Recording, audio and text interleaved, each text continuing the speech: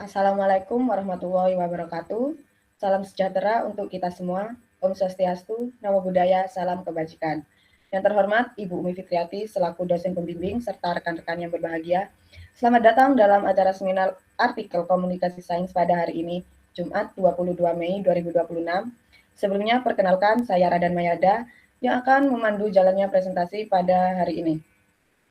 Pada hari ini kita akan memaparkan hasil artikel ilmiah yang dikembangkan oleh Vanda Febriani dengan judul Analisis Kebutuhan Pengembangan Bioverse Berbasis Recourse untuk Meningkatkan Literasi Digital Peserta Didik Fase E. Kepada Vanda, dipersilahkan. Baik, terima kasih atas kesempatannya moderator. Izinkan saya untuk memaparkan presentasi kali ini, yaitu mengenai analisis kebutuhan pengembangan Bioverse berbasis resource untuk meningkatkan literasi digital peserta didik fase E. Next.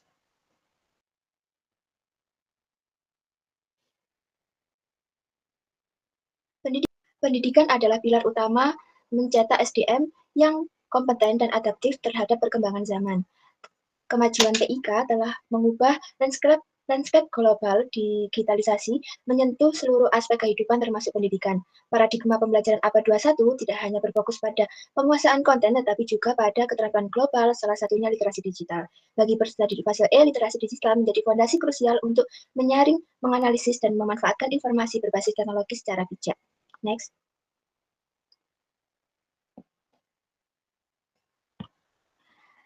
Realita di lapangan menunjukkan bahwa literasi digital peserta didik di Indonesia masih tergolong rendah dan seringkali hanya terbatas pada penggunaan media sosial bukan untuk kepentingan akademis. Jadi tantangan ini terlihat jelas dalam pembelajaran biologi khususnya pada materi keanekaragaman hayati.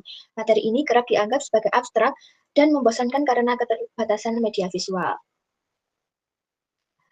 Menurut Pixen et al. 2025, dalam penelitiannya mengonfirmasi bahwa materi keanekaragaman hayati membutuhkan media visual yang lebih interaktif dan media digital efektif untuk materi ini.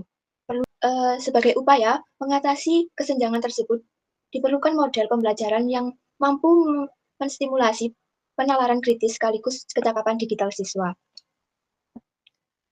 Perlunya model pembelajaran inovatif, relevan dengan resource reading, identifying the problem, construct the solution, solving the problem, reviewing the problem, dan extending the problem.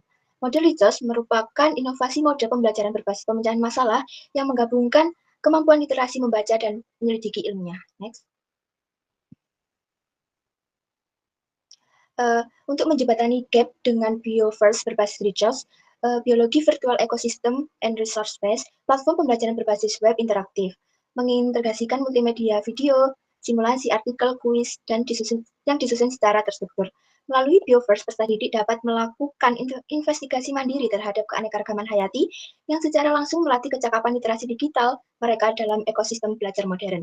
Media pembelajaran Bioverse berbasis resource ini diharapkan dapat menjadi inovasi pembelajaran yang mampu membantu peserta didik memahami konsep keanekaragaman hayati secara lebih konkret, imensif, dan interaktif.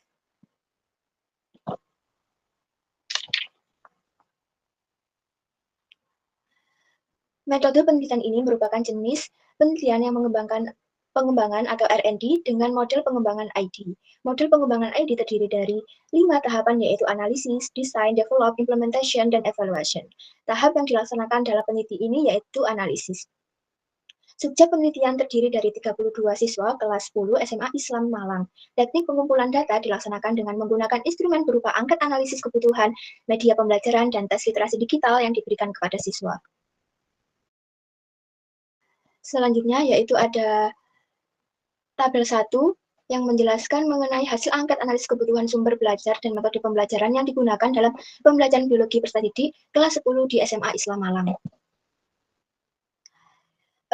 Pada indikator pembelajaran yang sering digunakan, berdasarkan tabel 1 yang ditampilkan, kita menemukan kesenjangan signifikan antara kondisi pembelajaran aktual dengan tuntutan keterampilan abad 21. Data menunjukkan bahwa metode ceramah masih mendominasi dengan angka 40,6%, sementara metode praktikum hanya 25%, dan metode tanya jawab serta diskusi masing-masing hanya 15,6%. Dominasi ceramah ini mencerminkan pendekatan yang berpusat pada guru atau teacher center. Kondisi ini berpotensi menghambat siswa dalam membangun pengetahuan secara aktif, kritis, dan mandiri. Hal ini didukung oleh penelitian Basuni yang membuktikan bahwa kelas berbasis ceramah memiliki keterbatasan besar dalam melibatkan melibatkan siswa secara aktif baik dari segi kinerja maupun persepsi belajar. Indikator yang kedua yaitu media pembelajaran yang sering digunakan. Data menunjukkan bahwa bahan ajar cetak seperti handout, modul, dan petunjuk praktikum itu masih mendominasi dengan persentase tertinggi yaitu 43,8%. Ini berarti guru dan siswa masih sangat mengandalkan teks tertulis serta sebagai sumber informasi utama yang digunakan. Namun ada hal yang menarik. Bermanfaat jurnal ilmiah mencapai angka 31,3% ini mengindikasikan adanya upaya pengenalan literasi digital berbasis riset untuk melatih kemampuan berpikir ilmiah siswa sejak kelas 10. Penelitian Faisal et al. 2019 menunjukkan bahwa keterampilan siswa dengan materi berbasis literasi digital termasuk artikel ilmiah berkorelasi positif dengan peningkatan hasil belajar dan kemampuan berpikir ilmiah. Sayangnya, memanfaatkan media berbasis teknologi visual seperti PPT, interaktif tergolong masih rendah, masing hanya 21,9%. Secara keseluruhan, hasil analisis ini menunjukkan adanya kesenjangan antara metode pembelajaran yang masih konvensional dengan potensi pemanfaatan multimedia bervariasi. Next. Nah, di sini ada hasil survei mengenai pengalaman peserta didik dalam menggunakan media pembelajaran berbasis IT. Jadi, sebanyak 31 peserta didik atau 96,9% menyatakan bahwa belum pernah menggunakan media pembelajaran berbasis teknologi informasi dalam pembelajaran biologi. Hanya sebagian kecil saja yang pernah mengalaminya. Temuan ini mengindikasikan bahwa integrasi teknik dalam biologi, khususnya pada materi keanekaragaman hayati fase E, masih sangat minim. Padahal di era digital saat ini, pemanfaatan teknologi informasi memiliki peran strategis dalam pengembangan kemampuan literasi peserta didik. Melalui mulai kemudahan akses informasi, menyediakan platform belajar interaktif seperti yang dikemukakan oleh Susliyawati. Sederhananya, paparan terhadap media pembelajaran berbasis IT ini berdampak langsung kepada keterampilan literasi digital peserta didik. Kurangnya kemampuan menggunakan IT berbasis IT berarti siswa belum melatih untuk melakukan eksplorasi mandiri, menyimulasikan fenomena hayati, atau mengakses sumber belajar multimedia seperti video, artikel digital, atau kuis interaktif. Hal ini sejalan dengan penelitian Kuspandi dan kolega yang menyatakan bahwa masih banyak dijumpai kendala seperti kurangnya peran aktif peserta didik dalam proses pembelajaran dan keterbatasan media pembelajaran yang sering digunakan. Sumber belajar masih berupa slide presentasi yang belum interaktif sehingga minat belajar peserta didik pun rendah. Next. Selanjutnya yaitu ada hasil angket analisis kebutuhan media BioVerse berbasis research peserta didik fase E berupa pilihan ya atau tidak. Dari hasil analisis kebutuhan disajikan pada tabel 2 ini memberikan gambaran komprehensif mengenai urgensi pengembangan BioVerse berbasis research ini untuk peserta didik fase E. Keempat indikator yang diukur secara konsisten menunjukkan konsistensi jawaban ya yang sangat tinggi dengan rata-rata 87,7%. Menjelaskan bahwa pengembangan platform pembelajaran interaktif kini menjadi sebuah keharusan bagi peserta didik. Kebutuhan ini didukung oleh temuan Meldianto dan kolega di tingkat SMA yang mencatat bahwa 100% responden menyatakan pentingnya sumber belajar peserta didik berbasis teknologi modern. Indikator pertama menunjukkan bahwa 73,3% peserta didik menganggap materi keanekaragaman hayati ini memiliki tingkat kesulitan yang tinggi. Tingginya persentase ini disinyalir karena materi tersebut melibatkan banyak hafalan istilah ilmiah seperti klasifikasi taksonomi, konsep persebaran biografi, terus serta analisis ancaman dan upaya pelestarian pencangkupan yang sangat luas. Akibatnya, penyampaian secara konvensional atau sekadar tekstual dirasa kurang optimal dalam memfasilitasi pemahaman mereka. Keterbatasan ini diperkuat oleh indikator kedua, di mana 93,3% peserta didik menyatakan bahwa metode pembelajaran yang digunakan saat ini masih membutuhkan tambahan media interaktif agar proses belajar menjadi lebih menarik. Angka yang sangat tinggi ini mengonfirmasi adanya kesenjangan antara media pembelajaran yang tersedia saat ini dengan kebutuhan ekspektasi peserta didik. Kebutuhan akan visualisasi yang lebih konkret dan dinamis ternyata berbanding lurus dengan kesiapan digital peserta didik. Pada indikator ketiga, 93,3% peserta didik menunjukkan ketertarikan yang sangat tinggi untuk mendalami pemanfaatan media pembelajaran berbasis teknologi informasi. Adaptasi teknologi ini menjadi modal utama yang sangat pasif bagi guru untuk mengintegrasikan media modern ke dalam ruang kelas. Antusiasme ini tidak hanya berhenti pada aspek teknologi medianya saja. Bisa di next. Melainkan juga pada mode pembelajarannya. Pada indikator keempat tercatat 90% peserta didik menyatakan tertarik untuk belajar menggunakan mode pembelajaran berbasis research. Respon pasif ini menandakan bahwa peserta didik memiliki motivasi yang tinggi untuk terlibat aktif sebagai pemecahan masalah kontekstual, bukan sekadar menjadi penerima informasi yang pasif. Next. Nah, di sini ada grafik rata-rata literasi digital. Indikator pertama, kemampuan menentukan informasi skor, memiliki skor 2,72%. Peserta didik sebenarnya mampu menemukan informasi dasar, tapi sering melewatkan inti masalah yang dicari. Jadi mereka belum cakap mencortir pilihannya mereka sendiri. Ini sejalan dengan penelitian Manggo bahwa kompetensi literasi digital siswa SMA itu masih rendah. Kedua, kemampuan menggunakan berbagai sumber, skor terendahnya yaitu 2,55. Jadi peserta didik ini kesulitan mengintegrasikan dan mensintesis informasi dari berbagai platform digital. Yang ketiga, ada kemampuan memilih informasi dengan skor 2,66. Jadi peserta didik menerima informasi secara mentah tanpa kriteria tanpa seleksi yang jelas. Jadi mereka belum memisahkan data yang valid dan informasi sekunder yang akurat. Yang keempat, mengevaluasi informasi dengan skor 2,81 meskipun peserta didik sudah mampu mengidentifikasi isi berbagai sumber, mereka masih dalam tahap berkembang untuk memeriksa kebenaran penulisan, mencari sumber yang kredibel, konsistensi informasi secara mendalam, seperti itu. Yang kelima, menganalisis efek pesan, skor 2,78%. Sebagai besar peserta didik, baru sampai pada tahap menerima informasi saja atau tidak. Yang keenam itu kemampuan menggunakan teknologi untuk menghasilkan karya asli dengan skor 2,7. Jadi peserta didik ini baru mampu membuat produk asli sederhana, tapi masih hanya terbatas dalam mengelola atau mensintesis informasi secara mandiri.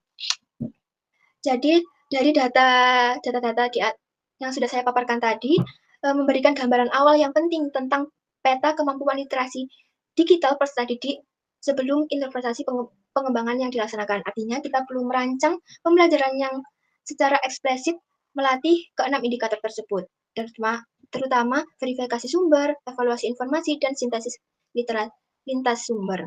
Next.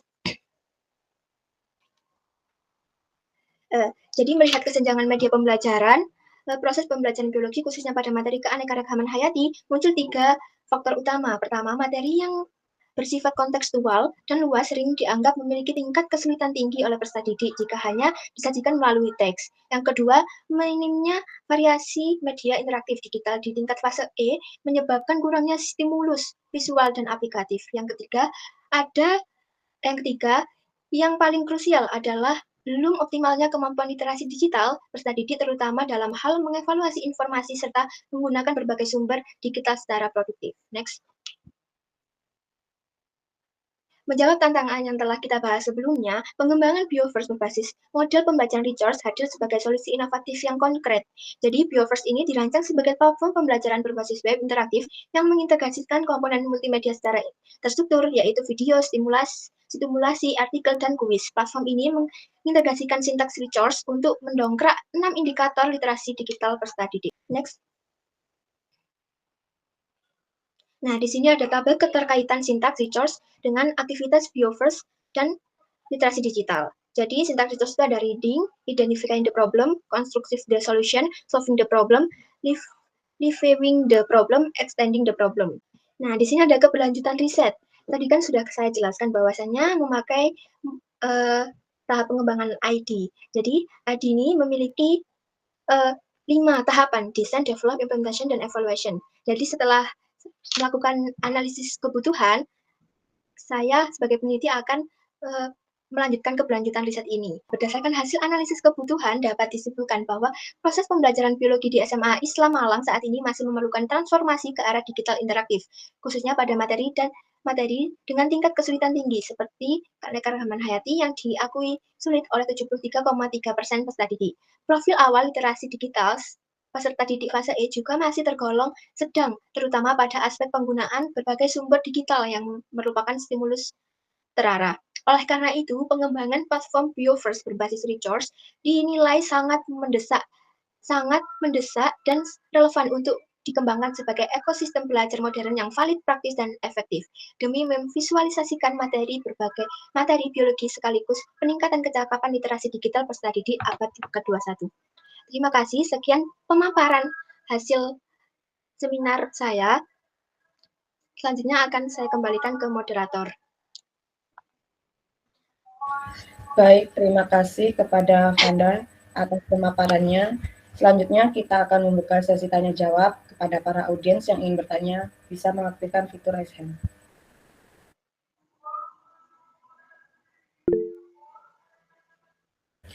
Ya, Baktia Rizky, kan.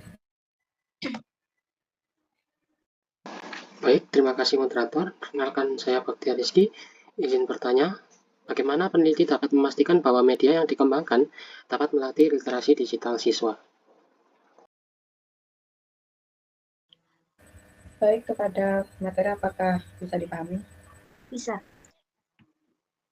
Izinkan saya untuk langsung menjawab, moderator. Oke, baik. Jadi tadi pertanyaannya Baktiar, bagaimana peneliti dapat memastikan bahwa media yang dikembangkan dapat melatih literasi digital siswa? Jadi media yang dirancang untuk membuat siswa melakukan praktik literasi digital bukan hanya melihat konten. Kalau siswa hanya monoton, itu media yang harus dirancang itu harus sesuai dengan indikator literasi digital. Yang dimana di dalam media-medianya tadi itu harus mencakup 6 indikator literasi digital itu, sehingga kita akan mengetahui peserta didik ini akan meningkat apa tidak literasi digitalnya, seperti itu. Kepada penanya, apakah ada feedback? Baik, untuk pertanyaan selanjutnya bisa mengaktifkan fitur raise hand kembali. Oke, Bening Intan dipersilakan. Baik, moderator, terima kasih atas kesempatannya. Izinkan saya bertanya, dalam analisis kebutuhan, bagaimana cara memastikan bahwa pengembangan Bioverse ini benar-benar didasarkan pada kebutuhan siswa, bukan hanya inovasi teknologi yang semata? Baik, kepada materi apakah bisa dipahami? Bisa, izinkan saya untuk langsung menjawab, moderator. Jadi tadi pertanyaannya Mbak Bening, dalam analisis kebutuhan, bagaimana cara memastikan bahwa pengembangan Bioverse benar-benar berdasar pada kebutuhan siswa, bukan hanya inovasi teknologi semata. Jadi kita kan sudah melakukan analisis kebutuhan ya, mengumpulkan data, mulai dari kuesioner, wawancara, hingga observasi, untuk mengidentifikasi kesulitan belajar atau miskonsepsi siswa terhadap materi tertentu. Nah, selanjutnya kita akan melakukan validasi masalah sebelum membuat solusi. Jadi pastikan masalah yang ingin diselesaikan memang dirasakan siswa dan relevan dengan siswanya. Kita bisa mengonfirmasi lagi kepada guru pengampu yang ada di sana, di sekolah SMA Islam Malang. Terus kita akan melibatkan siswa sebagai CO designer yang dimana. Kepada penanya, apakah ada feedback? Sudah cukup, terima kasih. Baik, terima kasih kepada teman-teman. Telah selesai presentasi pada pagi hari ini. Apabila ada salah kata, wassalamualaikum warahmatullahi wabarakatuh.